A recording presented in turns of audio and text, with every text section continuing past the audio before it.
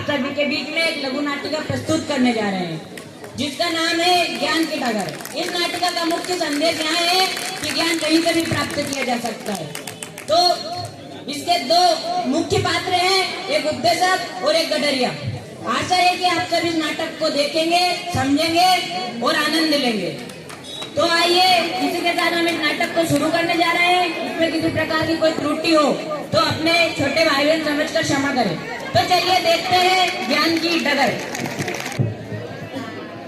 अक्कड़ पक्कड़ बम्बे बोल 80 90 पूरे 100 में लगा धागा 100 में लगा धागा 100 में लगा धागा कहानी लेकर भागा कहानी लेकर भागा कहानी लेकर भागा।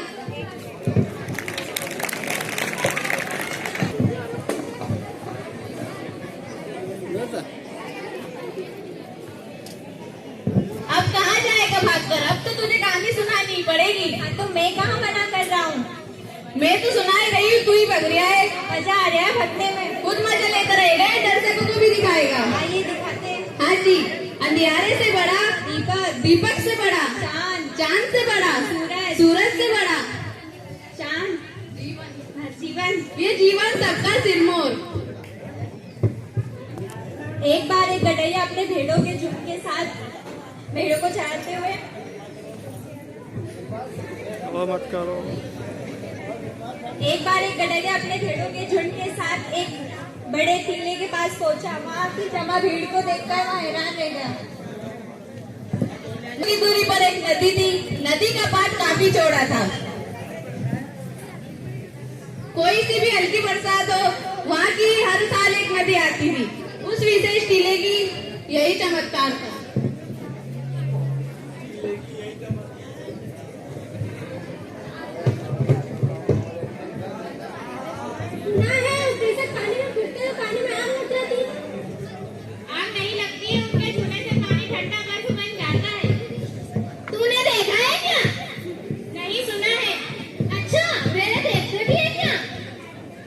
मैंने सुना है मरे हुए इंसान में आग लगा देते हैं।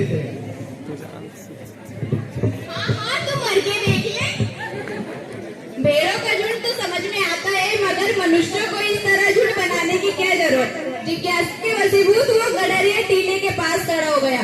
टीले के पास खड़ा होकर एक बूढ़ा उपदेशक लोगों को उपदेश बगा रहा था।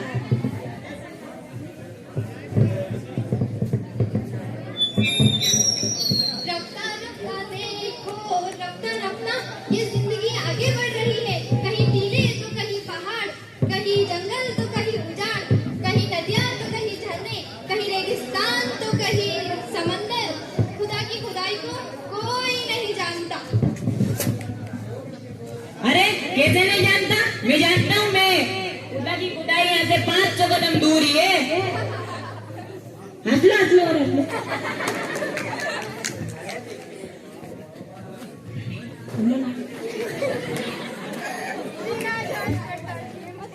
बिना जांच पड़ताल किए ऐसा मत करो। यदि मेरी बात गलत हो तो मैं दंड भरने के लिए तैयार हूँ। अरे दादा, जब बड़ा बड़ा ज्ञानी लोग भी खुदा की खुदाई नहीं समझ पा रहे तो सारी औकात ही कहीं है। तुम भेड़ चराने वाले जाहिल गवार इन गहरी बातों को क्या समझोगे मूर्ख? अरे दमड़ी की लाठी भरोसे शर्त नहीं लगाई जाती। तुम्हें दमड़ी की लाठी नजर आती है?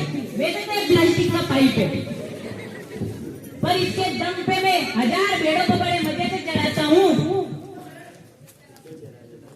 मैं शर्तें लगाने के लिए तैयार हूँ, और तुम्हारे पास शर्तें लगाने के लिए है क्या?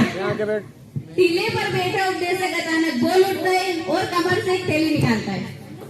मेरे पास शर्त लगाने के लिए 1000 मोहरे हैं। अगर तू शर्त जीत गया तो मैं इसमें से 100 मोहरे तुझे दे दूंगा। तुझे खुदा की खुदाई तो पता नहीं पड़ेगी। वाह, इसमें भी कोई संदेह? सब लोग जी भर कर देखना। चलो मैं दिखाता हूँ खुदा की खुदाई। गडरिये ने राह दिखाई, गडरिये ने राह दिखाई, चलो देखे खुदा की खुदाई। आगे गडरिया, बीच उपदेशक और पीछे भीड़ सारी आई। चलो देखे खुदा की खुदाई, चलो देखे खुदा की खुदाई। तो आगे गडरिया, बीच में उपदेशक और पीछे पूरी भीड़। 1000 भेड़ों का हिसाब बिठाता उपदेशक गडरिये के साथ चलने लगा। नदी में कई कई गड्ढे भरे थे। बजरी से चमकता पहाड़ ऊंचे कगार पर खड़े होकर गडरी ने बात की और लाठी उठाते पूछा, क्या ये नदी तुम लोगों ने खुदाई? तो क्या गांव के मालिक ने खुदाई? अरे थोड़ी बहुत तो शर्म की होती। इसमें शर्म की क्या बात? अगर मेरी बात झूठी हो तो मैं दंड भरने के लिए तैयार हूँ। मुझे ये शर्त मंजूर है।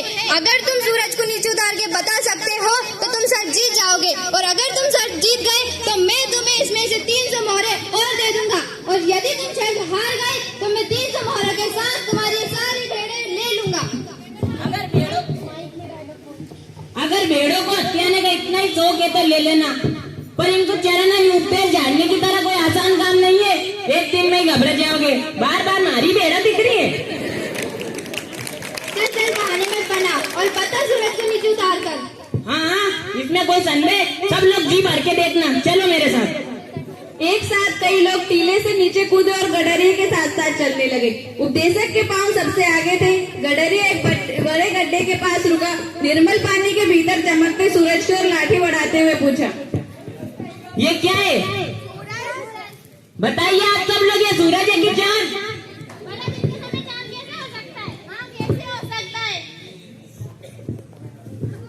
तो फिर यही तो है।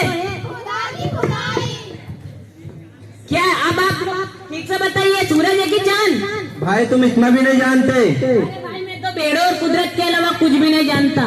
मैं जानना चाहता हूँ। बताइए अब, शर्त कौन जीता, कौन हारा? आप जीते और ये हारे।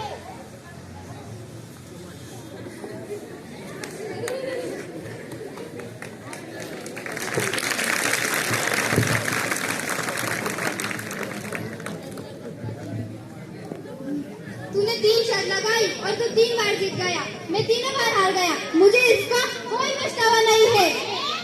ये मतलब जरा सा है, जरा सा है। अब तू मेरे कहे अनुसार एक शर्त लगा। आपको लगता है कि मैं आनाकानी करूंगा? मुझे शर्त मंजूर है, आपको जो लगानी है वो लगाइए, पर मेरे ऊपर देखकर बाकी से बाकी शर्तें लगाना। कम से कम एक बार तो जीतो। ज्यादा नहीं, एक दो भेड़ तो दे दूंगा। अगर तू ये शर्त जीत गया तो मैं इसमें से 400 मोहरे और दे दूंगा, और यदि तू हार गया तो सब मोहरों के साथ तुम्हारी सारी भेड़ मेरी होगी। हाँ, ले लेना भेड़ी तो ले वो। चल बता, धरती का केंद्र बिंदु कहाँ है? मैं आपके मन की बात पहले ही समझ गया था, इसलिए मैं धरती के बीचों बीच ही खड़ा हूँ। ये रहा धरती का केंद्र बिंदु। है क्या? यही है। अगर कोई वहम हो तो नाप ले सकते हो आप लोग धरती का। अगर एक उंगल का भी फर्क आ जाए तो मैं अपनी साड़ी भेड़े इनको दे दूंगा। ये कोई वहम?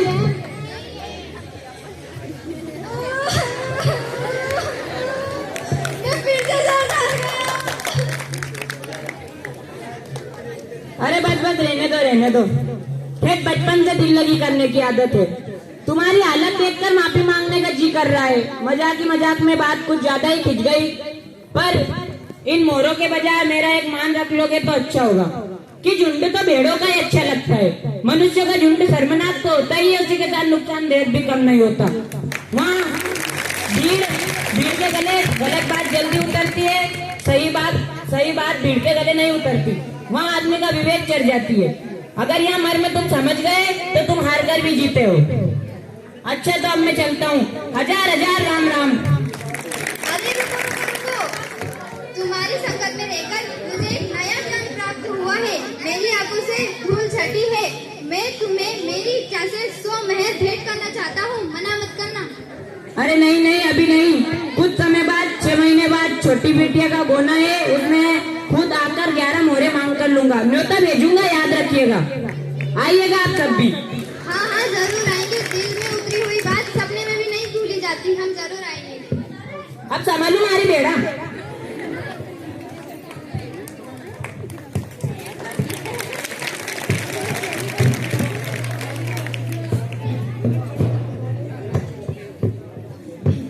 शिक्षा